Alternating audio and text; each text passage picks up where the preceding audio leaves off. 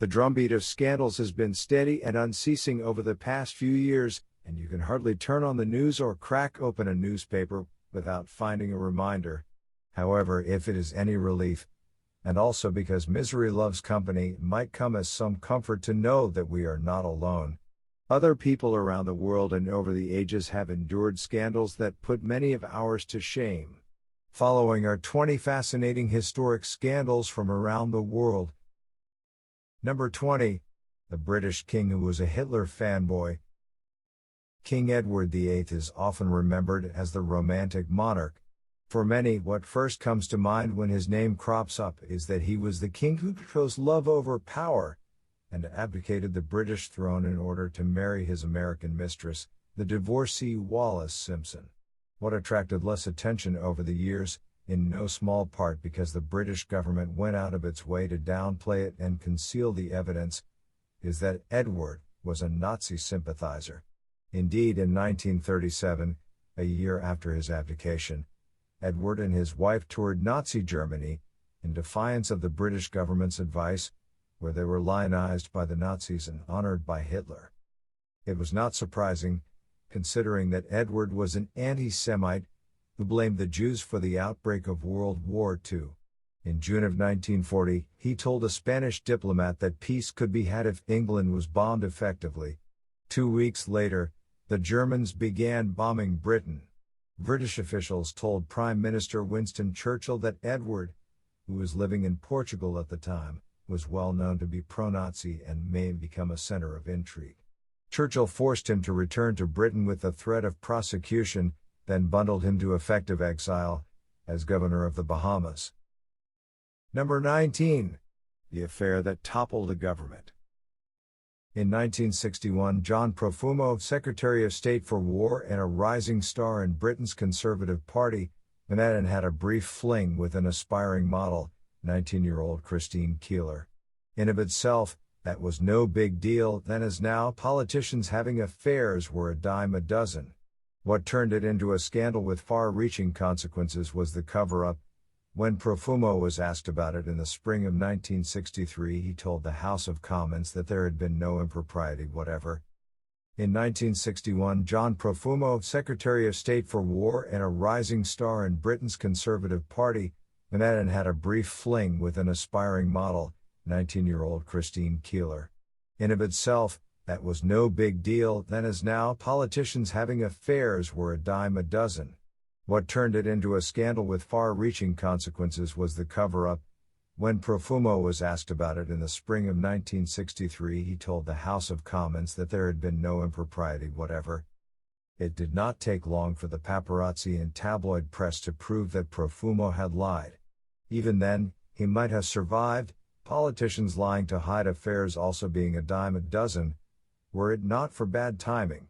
There had been a string of recent spy scandals, and it emerged that Keeler had also had a fling with a naval attaché at the Soviet embassy. 10 weeks after lying to Parliament, Profumo confessed and resigned. The scandal shook the Prime Minister, Harold Macmillan, who resigned a few months later on health grounds. A few months later, the reeling Conservatives lost the 1964 elections to the Labour Party and were ousted from power. Number 18. The Pickpocket King. The world has had no shortage of greedy, avaricious and outright kleptocratic rulers. However, most of them got underlings to do their looting for them without dirtying their own hands, and few were so driven by kleptomania so as to personally engage in theft. One of the few who did just that was Egypt's King Farouk, 1920 to 1965, who reigned from 1936 until ousted by a military coup in 1952. His years in power were marked by endemic corruption, economic dislocation, and a flood of personal and political scandals.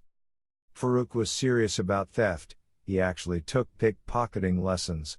His victims included Winston Churchill, whom the Egyptian king invited to a dinner during World War II. At the meal, Churchill discovered that his pocket watch, a prized family heirloom that had been a gift from Queen Anne to his ancestor John Churchill, 1st Duke of Marlborough, had gone missing. After an outcry and search, Farouk, who had been seated next to Churchill, sheepishly turned it in, claiming to have found it. Number 17. The corruption scandal that got a rhinoceros elected. In 1959, Sao Paulo, Brazil's biggest city, was reeling under a series of scandals. Corruption was rampant, garbage went uncollected, sewers overflowed, inflation was rising, and supplies of basic foodstuffs were dwindling. As city council elections neared that October, voters had to choose from amongst 540 candidates, ranging from the uninspiring to the outright criminal. Faced with such dismal options, some students decided, better elect a rhinoceros than an ass. Their candidate of choice was a 5-year-old female black rhinoceros named Kakareko, residing in the local zoo. Kakareko charged to first place and won in a landslide, garnering over 100,000 votes minus 15% of the total cast. As the New York Times reported, she earned one of the highest totals for a local candidate in Brazil's recent history. It was actually the highest ever total won by any city council candidate up to that date. A sore loser party leader complained bitterly, a ridiculous vote for a ridiculous rhinoceros. Nowhere, and never before, have 100,000 literate adult voters cast their ballots for a silent, absent, and nut-brained quadruped. One of the failed candidates was so humiliated that he committed suicide. Number 16. When the church misdiagnosed children to enrich its coffers. Until the 1960s, Quebec's Catholic Church held significant sway over that Canadian province. The 1940s and 1950s in particular were an era of widespread poverty, few social services, and Catholic Church predominance. It was then that Maurice Duplessis, a strict Catholic, became Premier of Quebec. He immediately placed the province's schools, orphanages, and hospitals in the hands of various Catholic religious orders. Duplessis then hatched a scheme with church authorities to game the Canadian federal government's subsidy assistance program, to divert taxpayer dollars into the coffers of Quebec's Catholic Church. It included setting up a system to falsely diagnose orphans as mentally deficient, in order to siphon more federal subsidy dollars into the church's coffers. As a first step, Duplessis signed an order that instantly turned Quebec's orphanages into hospitals, that entitled their religious order administrators, and ultimately the Catholic Church of Quebec, to receive the higher subsidy rates for hospitals. It took decades before the scandalous state of affairs was finally uncovered. By then, over 20,000 mentally sound Quebecois orphans had been misdiagnosed with psychiatric ailments. Once they were misdiagnosed, the orphans were declared mentally deficient. It was not just a paperwork technicality, the orphans' schooling stopped, and they became inmates in poorly supervised mental institutions, where they were subjected to physical, mental, and sexual abuse. Number 15. The despot who bankrupted his impoverished country with a lavish coronation.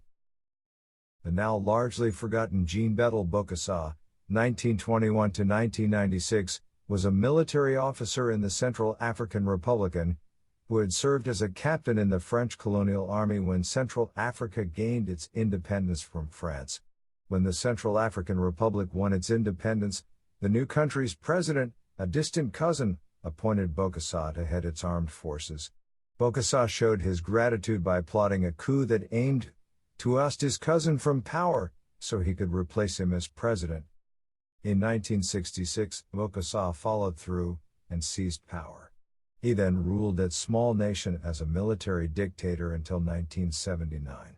Erotic and prone to delusions of grandeur, Bokassa declared his small landlocked country an empire, and anointed himself Bokassa I, Emperor of the Central African Empire.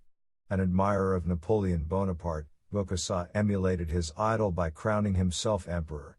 He then bankrupted his impoverished country with a lavish coronation event that cost about $80 million, and featured a diamond-encrusted crown worth $20 million. Number 14. Poorly thought-out government plan backfired horrifically. India's British rulers sought to combat the infestation of Delhi by venomous cobras, so the authorities offered a bounty for every dead cobra, payable upon delivery of its skin to designated officials. Before long, natives were thronging to the drop-off points whose storerooms were soon bulging with cobra skins. However, the incentive scheme did not seem to have a noticeable effect on the city's cobra population. No matter how many cobra skins were delivered to the authorities, Delhi seemed to be just as infested with the deadly snakes. Officials eventually figured out why many locals had turned to farming cobras.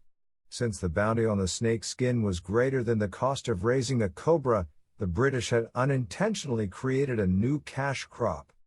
When the authorities finally realized what was going on, and how their incentive scheme was being gamed, they canceled the plan and stopped paying out bounties for cobra skins. That was their second mistake. Without the bounties, cobra skins and captive cobras were now worthless. So Delhi's cobra farmers did the economically sensible thing and released the snakes back into the wild in this case being the city of Delhi. The snake infestation was increased by orders of magnitude, and Delhi wound up with many times more cobras than it had possessed before the authorities' poorly thought-out plan. Number 13. The early 1970s U.S. military was debilitated by heroin addiction. In May of 1971, Congressman Morgan Murphy of Illinois and Robert Steele of Connecticut went to Vietnam on a fact-finding mission, which revealed that 15% of American servicemen in Vietnam were heroin addicts. Even more military were recreational users of heroin, marijuana, and other drugs. Worse, the addiction epidemic was spreading from Vietnam to other U.S. military installations around the world, with the American garrison in West Germany being particularly hard hit. The idea that so many servicemen were hooked on heroin horrified the American public, as the drug was widely perceived as the most addictive narcotic ever produced, and one whose addiction was nearly impossible to escape. In response, President Nixon created the Special Action Office of Drug Abuse Prevention. He also ordered further research on military personnel addiction, which revealed that Congressman Murphy and Steele had been mistaken in their figures. Instead of 15%, the true figure for self-identifying addicts in Vietnam was actually 20%. In light of the rapid military drawdown from Vietnam, it meant that the U.S. military was releasing hundreds of active heroin addicts into the U.S. each week. Number 12. The bodyguards who auctioned off an empire. In the 1st century AD, Augustus did away with the increasingly dysfunctional and unworkable Roman Republic and replaced it with the Roman Empire. To safeguard himself and his new state, Augustus created a special military unit to protect him that came to be known as the Praetorian Guard. Over the next 3 centuries, its members would act as the emperor's bodyguards, a secret police, and imperial enforcers and executioners.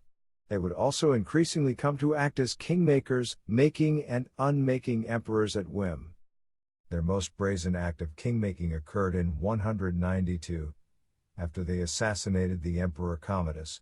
His successor, Pertinax, gave the Praetorians a bonus of 3,000 denarii each, but it did not stop them from murdering him 3 months later. The Praetorians then auctioned off the imperial throne to the highest bidder. That was just too much. The army of the Danube proclaimed Septimius Severus emperor. He marched on Rome, seized the city, and fired all the Praetorians, replacing them with men from his own legions. Number 11. Respected magazine and historian hoaxed by forger. In 1983, West Germany's Stern magazine announced that its star reporter, Gerd Heidemann, had discovered Hitler's diaries. Jubilant editors declared that their scoop, which shed light on the Führer's innermost thoughts, would lead to a major rewrite of World War II's history and Hitler's biography.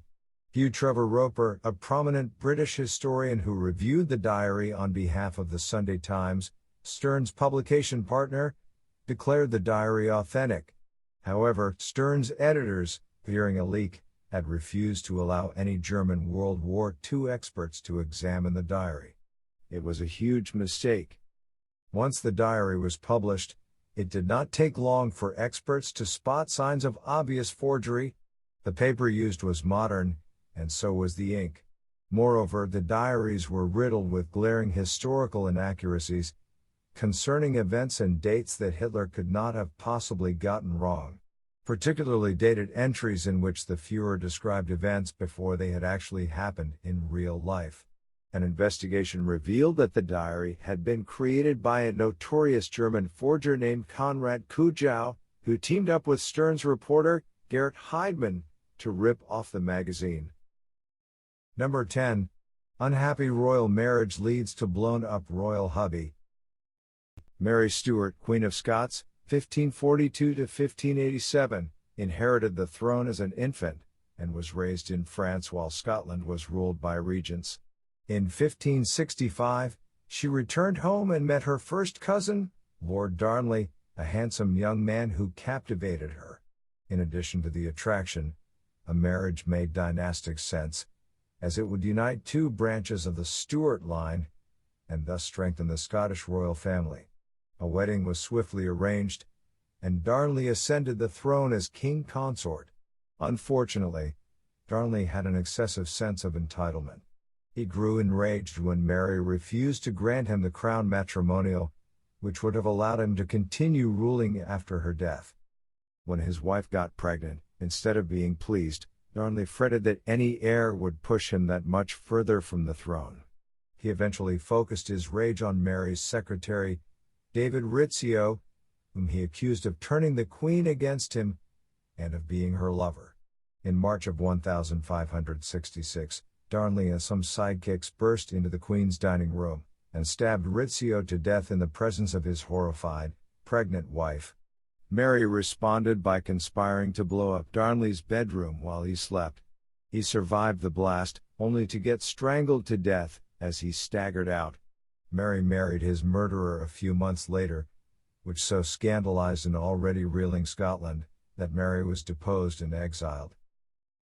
Number 9. The society girl who married a priest. Camilla O'Gorman, 1828 to 1848, was a wealthy Argentinian socialite who carried on a romantic relationship with a Roman Catholic priest that scandalized Argentina. A pillar of polite society, Camilla was close friends with the daughter of Juan Manuel Rosas, the country's dictator. When Camilla was introduced to a Jesuit priest, Ladislao Guiterres, something clicked, and in 1847, the duo began an affair. They eventually fled to a small provincial town, where they posed as a married couple, living as husband and wife, and launching the town's first school. The scandal soon took on political tones when the dictator's opponents used it as an example of the moral decay under Rosas, a notorious womanizer. Camilla and Ladislao were eventually tracked down, kidnapped, and returned to Buenos Aires. The dictator himself signed a decree to execute the lovers. Accordingly, on August 18, 1848, Camilla O'Gorman and Father Ladislao Gutierrez were shot by a firing squad. She was 20 years old and 8 months pregnant. As a last gesture of Christian charity, she was given holy water to drink, so her baby would go to heaven. Number 8. The openly pedophile Pope. Julius III, 1487 to 1555, was a career diplomat who became Pope and head of the Papal States from 1550 until his death 5 years later. As Pope, he took some half-hearted stabs at reforming what had become a notoriously corrupt Catholic Church, but he much preferred to spend his time in the pursuit of pleasure. In his case, pleasure meant devoting himself to pedophilia with adolescent boys, and his notorious pedophilic pursuits tarnished his reputation and that of the Church. The greatest of Julius' controversies was the Innocenzo scandal, named after a handsome 13-year-old beggar with whom Julius fell passionately in love. He had the urchin adopted into his family, then made the uncouth and barely literate Innocenzo a cardinal and showered him with church offices and benefices. The boy shared the Pope's bed, and on the rare occasions when he was absent from Rome, Julius fretted with the impatience of a lover pining for a mistress. The besotted Pope also openly boasted of Innocenzo's prowess in bed, and ignored all advice that his unseemly passion for the teenager opened him to ridicule as an old pervert. Number 7. Austria-Hungary's head spy catcher was a spy. Austria-Hungary's chief of counterintelligence from 1900 to 1912 was Alfred Radel, 1864 to 1913, an army officer in charge of tracking down and rooting out traitors and spies. Unbeknownst to his bosses, however, Radel was himself a traitor.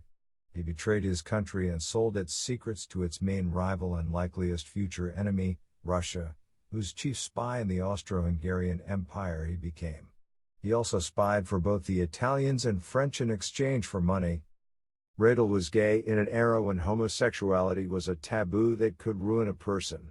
Russian intelligence set out to entrap Radel, and captured him on camera committing homosexual acts, then used the photos to blackmail him into turning traitor. Over the next 11 years, Radel sold the Russians Austro-Hungarian mobilization plans, army orders, ciphers, codes, maps, reports on road and rail conditions, and other secrets. He was finally caught in a sting operation and committed suicide after confessing to his treason. Number 6. The Great Leap Forward took China back. In the 1950s, Mao Zedong came up with a brainstorm to rush China from a backwards peasant society and into a modern industrial one in just a few short years, the Great Leap Forward. A hallmark of the idea was that increased steel production, a benchmark of industrialization, need not wait for the development of infrastructure such as steel plants, or the training of a skilled workforce. Instead, intrepid Chinese could produce steel by using blast furnaces in the back of their communes, literal backyard furnaces. People used whatever fuel they could get their hands on to power the furnaces, from coal to wooden furniture to the wood of coffins. When they lacked iron ore, the Chinese melted whatever steel objects they could find to produce steel girders. However, making steel is complicated, and the girders produced were of low quality and cracked easily. What came out of the backyard furnaces was actually not even steel, but pig iron, which had to get its carbon removed to become steel. And in some regions, where there was little metalworking tradition or understanding of metallurgy, even the pig iron produced was too useless to even get turned into steel. Number 5. Joanna the Mad slept with her hubby's corpse.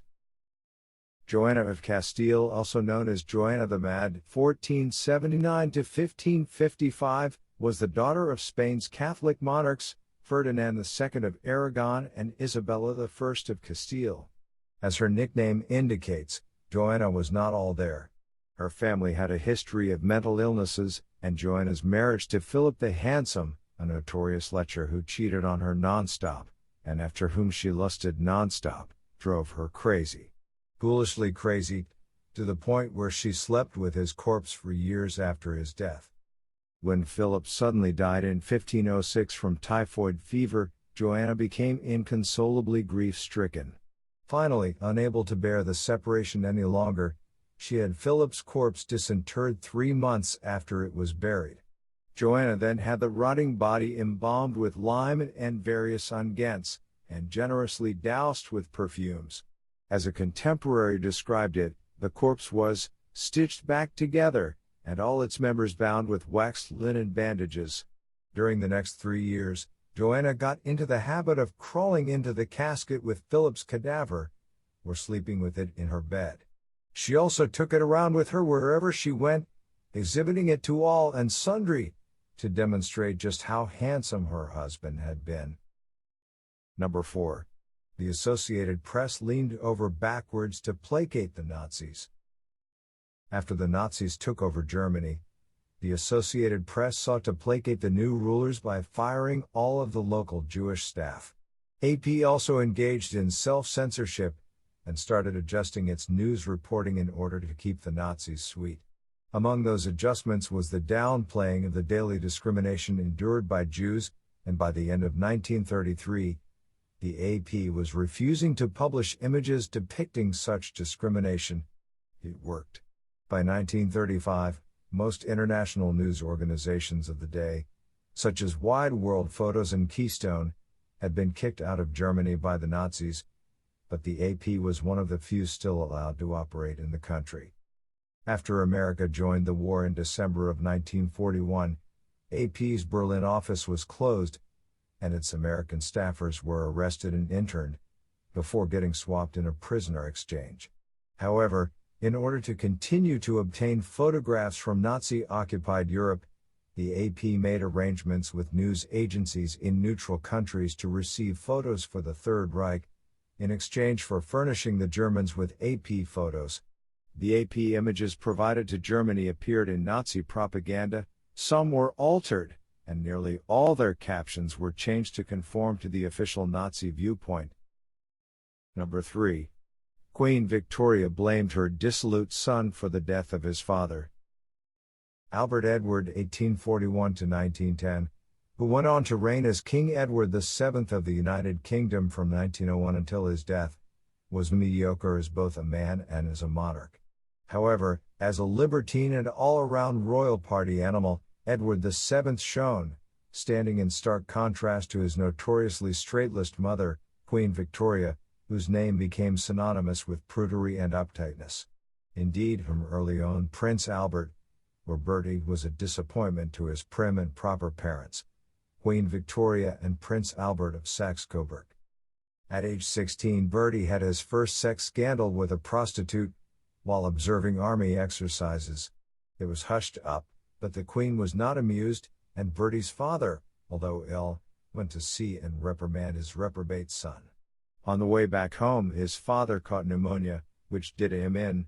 For the next 4 decades, Queen Victoria blamed Bertie for killing her beloved husband. She decided that he was unfit to reign, and tried to keep him from following her on the throne. The Queen even tried to get an Act of Parliament passed to remove Bertie from the line of succession, but was thwarted. Number 2. King Edward VII couldn't get enough of hookers. Queen Victoria was unable to remove Bertie from the line of succession. She did her best to make him wait. She often remarked that her longevity was due to her determination to outlive Bertie and prevent him from ever becoming king. Despite her best, Victoria finally died in 1901, after a 64-year reign, and Bertie became king at age 60. During his long wait, Bertie became notorious for his relentless quest to gratify his sexual appetites. He had a particular fondness for prostitutes, but he was willing to sample anything and anybody, whether cheap hookers or top-notch aristocratic ladies and courtesans. From discreet liaisons, to well-publicized affairs with famous actresses, to wife-swapping orgies, Bertie was down for anything. He was a huge fan of Paris elite brothels, especially its most exclusive whorehouse, La Chabanais. Indeed, he built himself a private royal room in La Chabanais, decorated with his coat of arms and furnished to his specific tastes. Said tastes included a specially designed chair, named Siege d'Amour, which he had installed in his whorehouse room. By the 1890s, Bertie was fat, middle-aged, and out of shape, so he had the heavy-duty love chair custom-made to enable him to have sex without crushing his partners. The specialty chair also enabled him to position the prostitutes just right for royal access, with minimal exertion and contortions on his part. Number 1. Rome's most scandalous emperor. Rome had more than its fair share of bizarre and scandalous emperors, including the likes of Nero, Caligula, and Commodus. None, however, scandalized the Romans as much as did Caesar Marcus Aurelius Antoninus Augustus, better known to history as Elagabalus, 203–222, emperor from 218 until his death. His Eastern religious practices, which would have been highly unusual in contemporary Rome if performed by a private citizen, were bizarre and shocked Roman sensibilities when carried out by an emperor. In his youth, he had served as a priest of the Syrian sun god Elagabalus. He ascended the throne as a teenager, after his grandmother intrigued to have him succeed his cousin, the assassinated Emperor Caracalla. He took the deity's name as his own, and brought its worship to Rome, where he built it a lavish temple. There, before the eyes of astonished senators, high-ranking dignitaries, and the public, Elagabalus danced around the deity's altar to the sound of cymbals and drums. That was simply not done, and when added to his perceived effeminacy, he became an object of contempt, which led to his murder in 222.